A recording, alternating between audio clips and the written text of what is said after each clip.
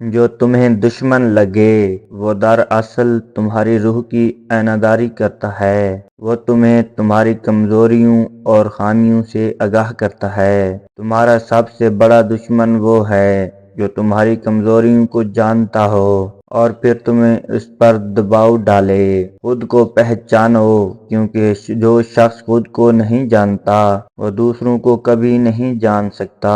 علم دولت سے بہتر ہے، کیونکہ علم تمہارا محافظ ہے، لیکن دولت تمہیں تباہ کر سکتی ہے۔ سب سے زیادہ تکلیف دہ وہ بات ہے جو آپ اپنے دل میں چھپاتے ہیں لیکن اس کی زبان سے اظہار نہیں کر پاتے۔ جس دن تمہارے اندر خود پر قابو پا لینے کی طاقت آ جائے، وہ دن تمہارے لیے کامیابی کا دن ہوگا۔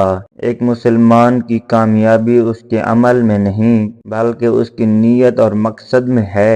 جو شخص اپنے آپ کو غلط سمجھتا ہے وہ دوسروں کی غلطیوں کو نظر انداز کرتا ہے۔ زندگی میں سب سے قیمتی چیز علم ہے، لیکن اس علم کو پھیلانے کا طریقہ بھی سیکھنا ضروری ہے۔ جو شخص اپنے آپ کو دوسروں سے بہتر سمجھتا ہے وہ دراصل اپنی کمزوریوں سے بے خبر ہوتا ہے۔ توفیق ہمیشہ اس کو ملتی ہے جو اللہ کی رضا کے لیے عمل کرتا ہے، اس کے کام میں برکت آتی ہے۔ سب سے طاقتور انسان وہ ہے جو اپنے نفس کو قابو میں رکھے، کیونکہ یہی اصل قوت ہے۔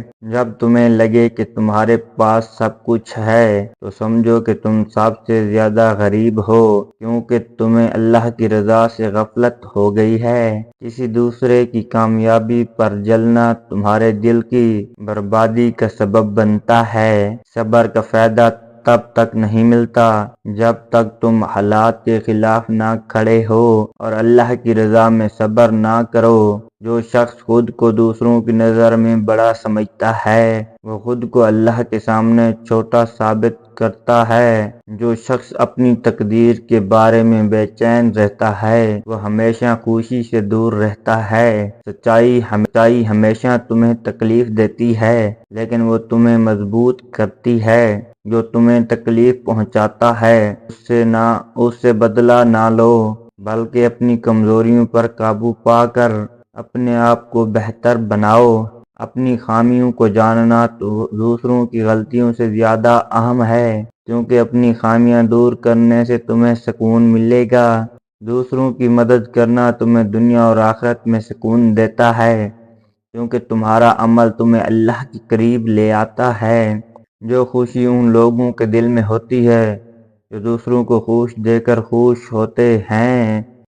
دل میں بغض اور کینہ رکھنے والے کبھی بھی سکون سے نہیں رہ سکتے، کیونکہ یہ نفرت خود ان کے اندر ہی بڑھتی ہے۔ جو شخص اللہ کی رضا کے لیے محنت کرتا ہے اس کی زندگی میں کبھی بھی کمی نہیں ہوتی۔